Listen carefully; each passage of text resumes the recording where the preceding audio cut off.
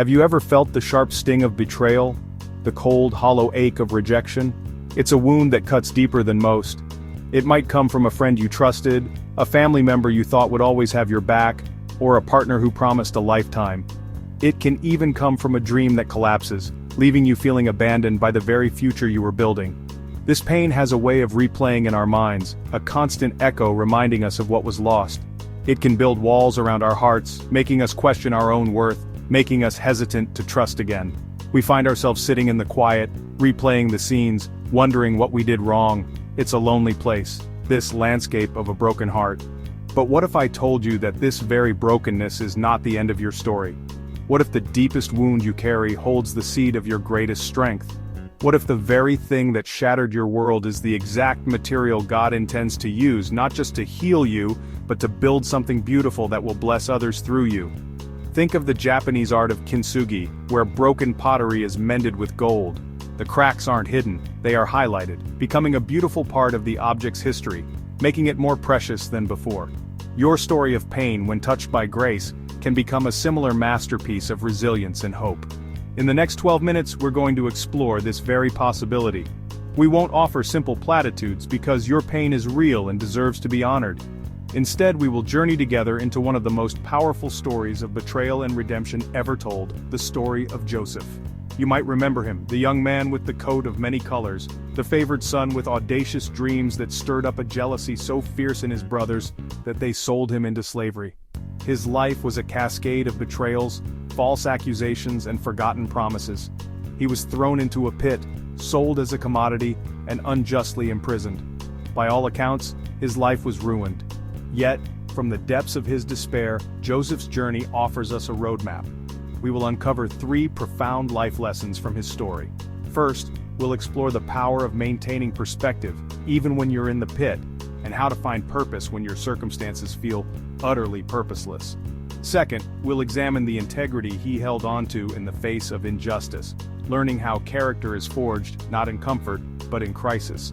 And third, we will witness his radical act of forgiveness from a position of immense power, a forgiveness that didn't just release his brothers but liberated his own future and saved an entire nation.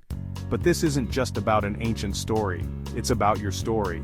To help you bridge the gap between his journey and your own, I will guide you through a gentle yet powerful forgiveness practice.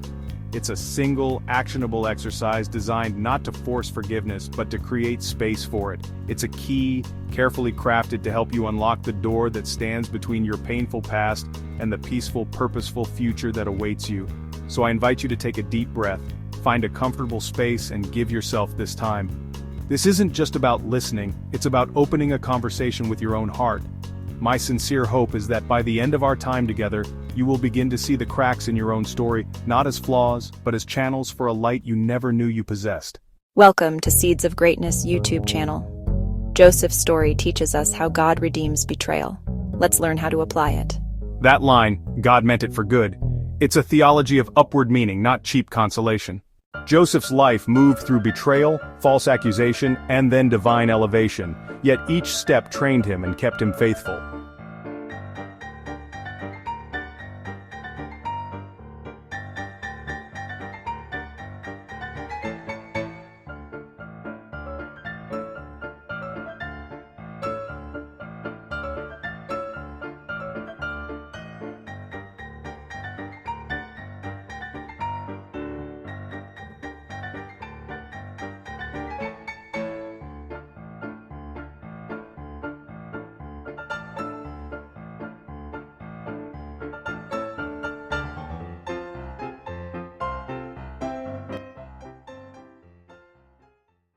Perspective.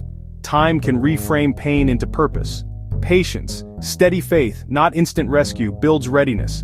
Presence, even in pain, be faithful in small duties, that's where influence grows. Try this short practice. 1. Acknowledge the hurt, 30s. 2. Speak a boundary sentence, 30s.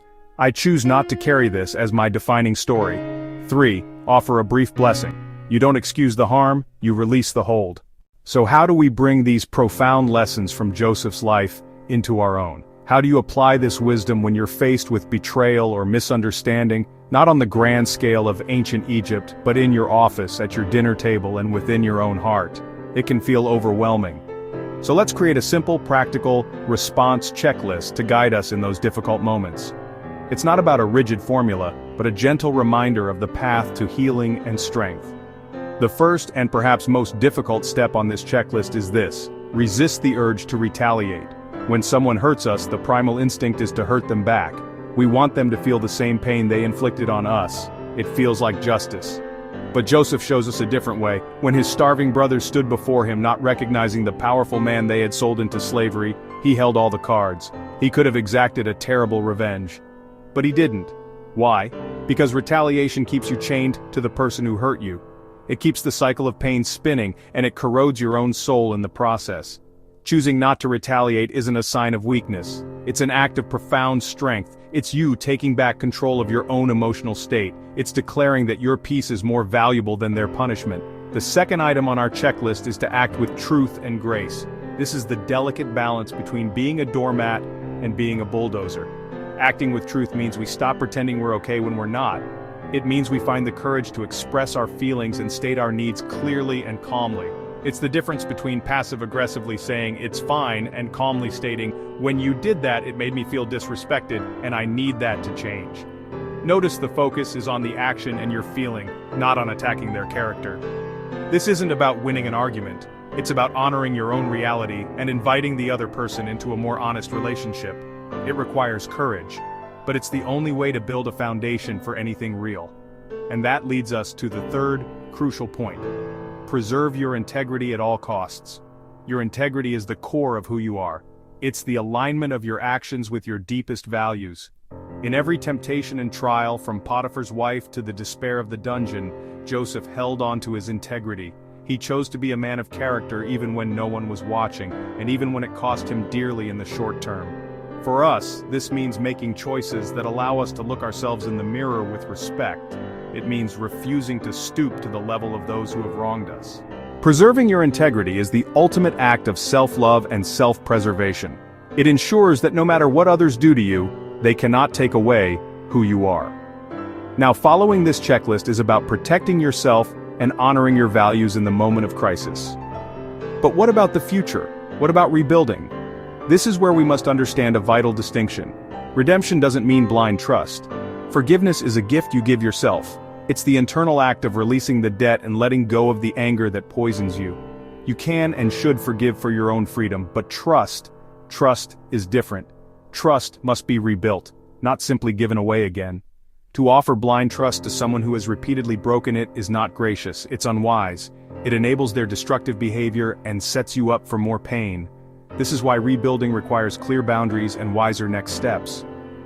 Joseph didn't immediately reveal himself and have a group hug. He tested his brothers. He needed to see if their hearts had changed. He was being wise. For us, boundaries are the loving fences we build to protect our well-being. They might sound like, "I am willing to have a relationship with you, but I will not tolerate being yelled at," or "I can support you emotionally, but I can no longer support you financially." These boundaries aren't punishments. They are the necessary conditions for a healthy relationship to even be possible. They are the wiser next steps that honor the lessons the past has taught you. And finally, here is the most beautiful and transformative truth in this entire journey. The promise that your hurt can become a ministry toward others. Joseph, standing before his brothers, says one of the most profound things in all of Scripture. "You intended to harm me, but God intended it for good to accomplish what is now being done, the saving of many lives." He saw that his personal nightmare had been redeemed and woven into a story of salvation for thousands. Your story is no different. The betrayal you endured, the pain you've processed, the wisdom you've gained in setting boundaries and learning to trust again, that is now a well of wisdom from which others can drink. You have a unique ability to sit with someone in their pain and say, "I understand, I've been there, and I can tell you, there is a way through." Your scars become a testament to healing. Your story of survival becomes a lifeline for someone else who feels like they're drowning. This is the ultimate redemption. When God takes the very thing that was meant to destroy you and uses it to bring hope and healing to the world through you. As we come to the end of our time together, let's hold on to the most powerful truth from Joseph's life. His story didn't magically erase the pain of the pit, the sting of betrayal, or the long, lonely years in prison. It didn't pretend the suffering never happened. Instead, it did something far more profound. It redeemed it. It used it. Think of your life as a grand tapestry being woven by a master artist. From our perspective, here on the ground, we often only see the underside. We see the tangled knots, the chaotic threads, the patches of darkness that seem to make no sense. We feel the sharp pull of the needle and wonder if the artist has forgotten us. This is where Joseph lived for so long, in the confusion of the underside, unable to see the masterpiece taking shape. But from God's perspective, every thread has a purpose. The dark threads of sorrow and suffering are not mistakes. They are essential for creating the depth, the contrast, the breathtaking beauty of the final image. Joseph's pain became the dark thread that made the gold of his eventual purpose shine all the brighter. His story whispers to us across the centuries. The pain was real, but it was not the end. The suffering was immense, but it was not the final word. Your story, right now, might feel like you're staring at that tangled underside. You might be in a season of waiting, of confusion, of pain that feels pointless. It's in these moments that trusting in God's timing feels less like a comforting platitude and more like an impossible act of faith. Joseph waited for 13 years from the pit to the palace. 13 years of his faith being tested, his hope being challenged, and his character being forged in the fire of adversity. His story teaches us that our own stories can follow this same redemptive arc. It happens when we choose to shape our lives not by the pain we feel, but by small, consistent, faithful actions. What does that look like? It looks like Joseph choosing integrity when tempted by Potiphar's wife, even when it cost him his freedom. It looks like him using his God-given gifts to interpret dreams in a forgotten prison, serving others even when he had every right to be bitter. It looks like choosing hope when despair was the most logical option. These faithful actions are the threads we get to choose. They are the daily decisions to act with kindness, to hold on to integrity, to forgive when it feels impossible, and to believe that there is a purpose unfolding, even when we can't see it.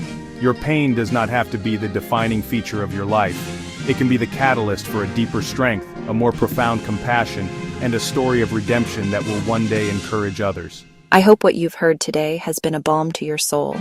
It's one thing to understand these ideas intellectually, but it's another to live them out, especially when it comes to one of the most difficult faithful actions of all: forgiveness. So often, we think of forgiveness as something we do for the other person. We think it means saying, "What you did was okay," or that we have to forget the hurt and trust them again. But that's not what true forgiveness is about. Forgiveness is not about excusing their behavior. It's about freeing yourself from it. It's a declaration that you will no longer allow their actions to have power over your heart, your peace, and your future. Imagine you've been carrying a heavy, jagged rock in your hands for days, weeks, or even years. Your muscles ache, your hands are raw, and you can't do anything else because all your energy is spent just holding on to this rock of bitterness and resentment. Forgiveness is the conscious decision to open your hands and let that rock fall to the ground. The memory of the rock might still be there, the indentations might remain for a while, but your hands are finally free. You are free. This is a process, and it's not always easy. It often requires guidance and a safe space to work through those complex emotions. That's why we've created a resource specifically for you. We have a free 7-day devotional called Held, Not Defined. It's designed to be a gentle companion on your journey, to walk with you as you explore what it means to let God redeem your pain. Inside this devotional, you'll find daily scriptures, reflective prompts, and a specific guided forgiveness practice to help you take that first step of opening your hands. You can download it right now using the link in the description. And we want to create a community of support right here, right now. If you are carrying a pain that you are ready to see redeemed, if you feel held by your circumstances but are choosing not to be defined by them, I invite you to comment below with the simple phrase, "Held, not defined." This is more than just a comment. It's a declaration of faith for your own life. It's also a signal to us and to this entire community that you would like prayer. We read every single comment, and we will be honored to pray for you. Finally, if this message has been an encouragement to you, please subscribe to our channel. We are committed to creating a space for daily hope and reminders that you are not alone. By subscribing, you join a family of believers who are all navigating the beautiful, messy, and ultimately redemptive journey of faith. Thank you for spending this time with us. Remember, your story is still being written, and the artist is weaving something beautiful.